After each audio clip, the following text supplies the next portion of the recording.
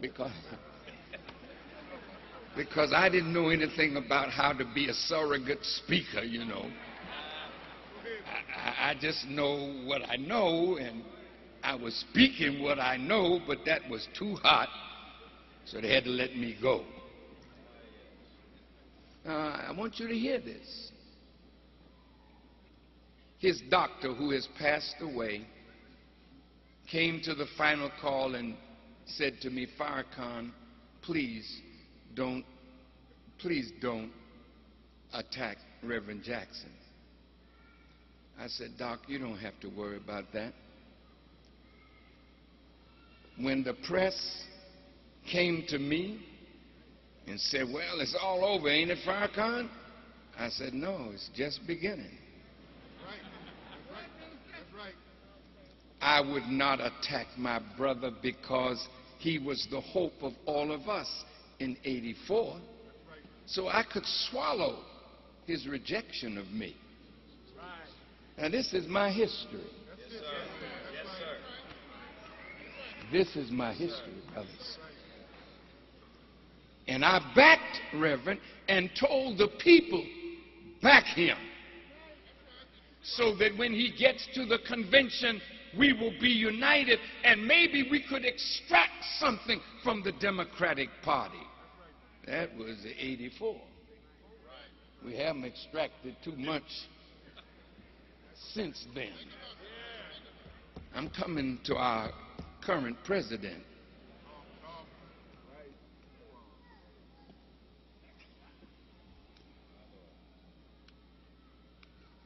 Brothers, sisters,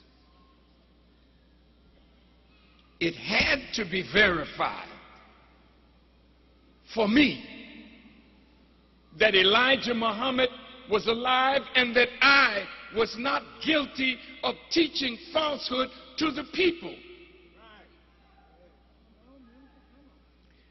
Now, those of you who are Muslims, listen to me good. Prophet Muhammad, peace be upon him, in the 17th chapter of the Quran, called the Israelites, he had an experience where he was in the holy house and he was taken in an experience from there to Jerusalem, and from the Dome of the Rock, which the Jewish people called the Temple Mount, he went up into the heavens and passed by many prophets, and then went in to be with Allah. And he and Allah were talking over prayer.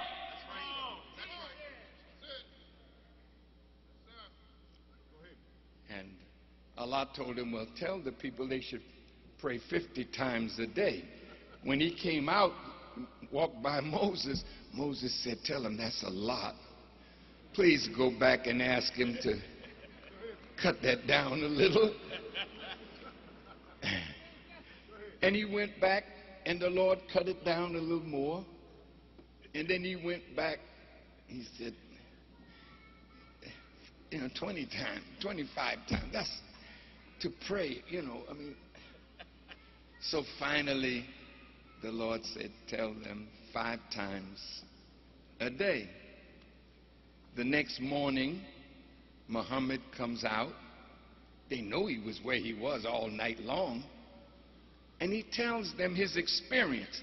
The minute he tells his companions his experience, some of them begin to doubt. Some of them say, well, how did he go? Did he go in a vision? Did he travel in his body? How did he go?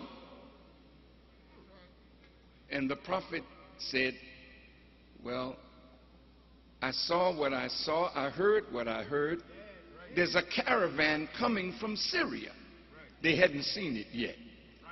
He said, and on one of the camels, there's a jar of water, and the man drank it, and it's half full. Sure enough, They did see later the caravan, the water, but they know he was where he was. He didn't leave where he was, but yet he was taken somewhere, saw something, heard something, and brought something back. I'm in a fight with the children of Israel.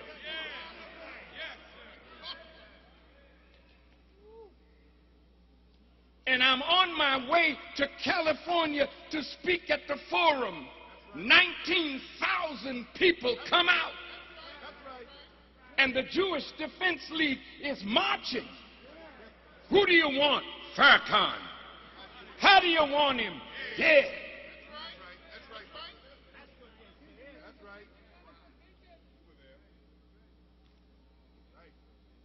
They were trying to get Mayor Bradley, the black mayor, to condemn me. He was slow and he didn't do it. But the audience was just like you. The place was packed. And Farrakhan taught like he usually did. And the next day, the mayor condemned me.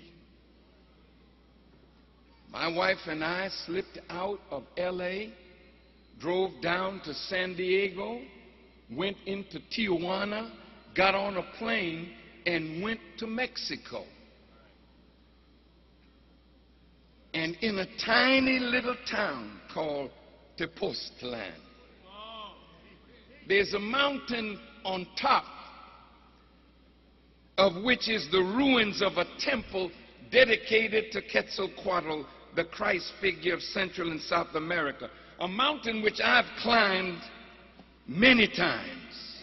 However, on the night of September 17, 1985, I was carried up on that mountain in a vision with a few friends of mine. And as we reached the top of the mountain was lit.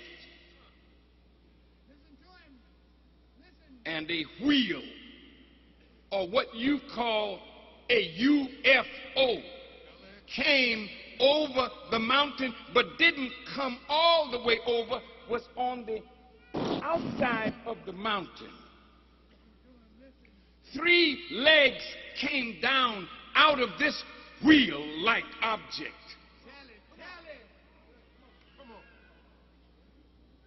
And I was a little afraid. So I asked Brother Jabril and his wife and others that were there to come with me because I'm going over to the wheel. Sort of reminds you like Moses. He saw a fire and he was with members of his family. He said, stay here. I'm going to go and see about this fire. Maybe I can bring something back and warm you. So as I asked them to come with me, a voice came out of that wheel and said, not them, just you. And as I walked over, thinking the wheel was going to come over and land for me to go in it, a voice said, relax. And a powerful beam of light came out of that wheel and lifted me up into it. It took off at a very terrific speed, and I knew that it was going to this human-built planet a half a mile by a half a mile, and I was frightened to see something that huge in the sky. The pilot, I couldn't see him. I knew he was there, but I couldn't see him. And when they were approaching the mother wheel, knowing I was afraid, he made a turn where I couldn't see it, then came in and docked. Opened the door for me to get out. I still don't see him. And opened the door for me to go in a room. When I went in that room, I won't bother you with the description of that room, but there was a speaker in the center of that room. I'm nervous now.